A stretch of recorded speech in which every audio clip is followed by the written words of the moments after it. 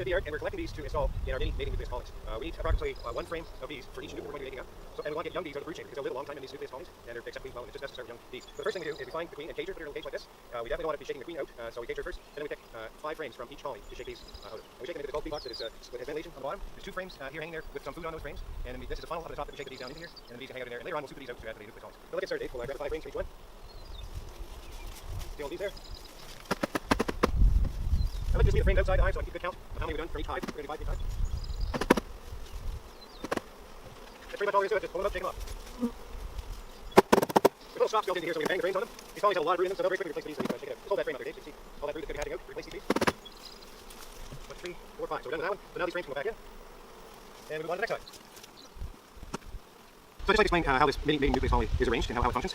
This is a feeder, a trough area that we can fill up with sugar syrup or candy. There's a queen excluder in between there so the queen can't get into this area because they can build comb in this area and the queen could be laying there and that would be difficult to find her there. So that's what that queen excluder is for. And each of these frames is made up in a way that they have no bottom bar, and we put a strip of foundation in, and each year we start with having to build new comb. So we melt these out when we're done with the end of the year. So that's the one frame. You can see on that frame we have half of a pheromone strip, and you can also see how attractive that is for the bees.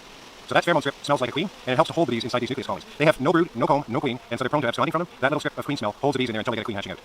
So we have 3 frames set up in there like so, and here queen excluder the frames on the front. We have ventilation because when we make these nucleus colonies up and we close them, they need to be able to breathe, but we don't want them to be able to fly. So we have lots of ventilation here. We set them up, and the following morning we open up the entrance, and then they can fly, and we remove that ventilation so they're not getting too chilled at night. So they then have an entrance hole. On the bottom of the nucleus colony is a slide that pulls up so that we can pour the bees in. So that gives us access to pour the bees in. There's lots of space in there because there's no comb inside the box.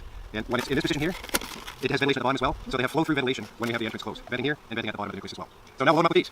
Okay, so now we're ready to put the bees into the main nucleus colonies. We have our bulk bee box here with screen all around. We brought it back from the other yard, and we're going to be scooping these out of those to add into the nucleus colonies. So I'm going to be scooping these out and dumping them in. Dave's going to be closing the nukes up and putting them over and banging down to get the bees to the bottom of the box. And then Stephanie is going to be pouring sugar syrup in, and then Brooke's going to be putting the cells in after that. Let's go.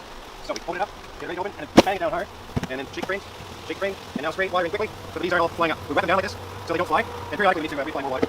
And then we take a scoop, and we scoop out the bees. So you can see what they look like in the bottom here. There's a big mass of bees in black. And we'll measure up a cup and a half. A cup and a half there, and then we dump them in. And Dave takes over. Cup and a half. Dave closes those up, bangs them, and then you can see that Steffi pouring in sugar syrup, and then Brooke will be putting in the cell. The goal here is to move on pretty quickly so that we don't have a lot of bees out in the feeder that move around with the sugar syrup.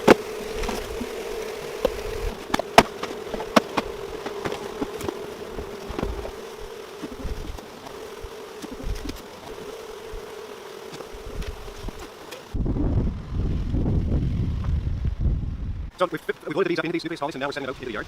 We leave them in place overnight and open them up the following morning. But these are in a different location than where we collected the bees from, so they will orient to this new location. Take them over, and we set them onto cement blocks, and then strap them into place, because the raccoons will get in here and tip them, and drink the syrup. So we have them on cement blocks like that, it gets them up on the grass, so the queens and bees can get in and out quite easily, but the coons can't tip them over to access the syrup. Tomorrow morning we're going to come back, we will pull out this tack, which keeps the door shut, we'll move it up, and we'll put the pin in place here, and that keeps the lid from falling down, because they get kind of loose over time. So we'll come back tomorrow morning and open these up. That way they gradually fly out and orient to their new location. 2 weeks from now, we'll come back, and we'll go through and find the native queens, remove them, and put another cell in, and so these nukes can carry on. And we can typically get about 5 rounds of queens out of each of these nukes.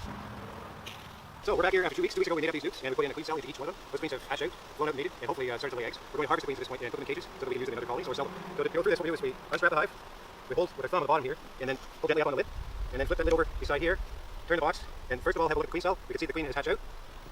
It's open at the bottom there, so we're done with that. Then we pry the frames, all 3 frames, to loosen them up. I'd like to take this frame out first, and look at the queen, and there she is.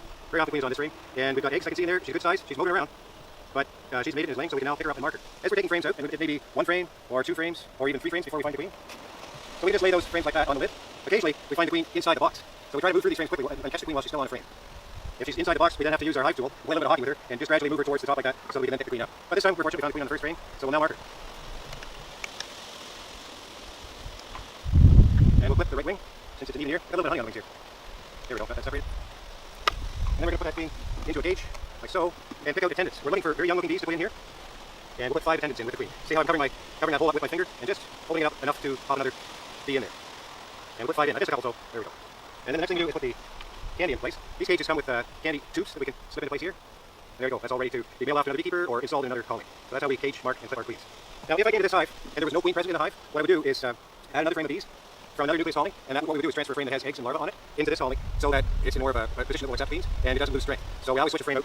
We usually switch the frame that has the pheromone strip on it, and that's an easy one to identify, and we know it goes right here. You'll see the frames that are in this position are shorter, because there's a molding in the bottom of the box right below that frame, and so this frame has to go back in that position. The bigger one won't fit down in, so we always have to put the frames back in the same order, and if we're switching one from one box to another, again we switch the frame that has the queen pheromone strip on it. We have to be careful when we're closing these up, then we got our lid on nice and tight. We're going to come back in a minute and put in the queen cells. They'll go right in there. But there's this queen excluder here. If we don't have the lid on tight, the queen could get over that and get into here. And you can see they built some foam in this area, so she could be laying eggs there. It's much harder to deal with the queen if she's on this foam in the feeder position here. So I always make sure that the lid goes back on nice and tight.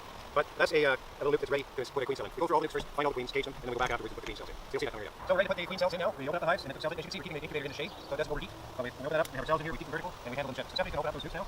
And as she's opening them up, I'll be putting a cell in. So everyone gets a cell. And as soon as you put all the cells in, we close the lids back up. And notice Stephanie's getting those lids nice and tight so that the queen can't get over into the feeder area. Because if there's foam in there, she'll lay eggs on it, but she can get in there. So she's closing it nice and tight. And then we'll strap it back down to their hive stands. And we'll come back again in 2 weeks to harvest another round of 3. So just a little recap of this whole process. We prepare the nucleus boxes with new strips of foundation, we put in the pheromone strips, then we go to the yard and we collect these at a different location in a bulk bee box, we bring them back to this location, dump in a cup and a half of these, fill up the tank with sugar syrup, add a queen cell, and then set them out into place. We open them up the following morning. 2 weeks later we come back and hopefully we have a mated queen in each of these little nucleus colonies. It's very easy to find queens inside these because they're so small. That's one of the chief advantages. They use very few of these, very few resources, and they're easy to find queens in. Love 'em.